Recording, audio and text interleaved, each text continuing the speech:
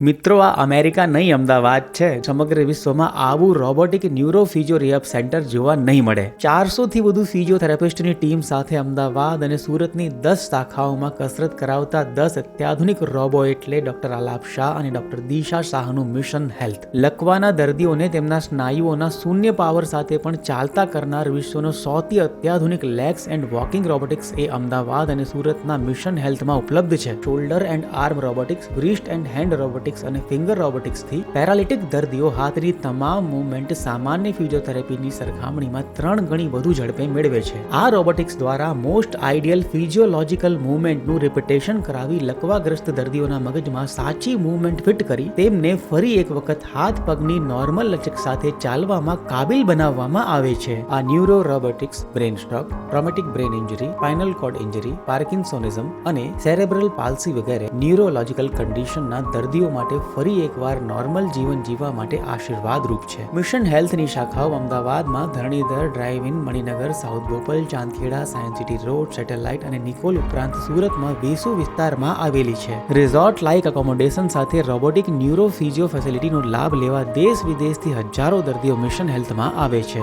18 વર્ષોથી કાર્યરત mission health advance technology અને અનુભવી ફિઝિયોથેરાપિસ્ટના સમન્વય થકી હજારો દર્દીઓને ફિઝિયો અને ન્યુરોની તકલીફોથી મુક્તિ અપાય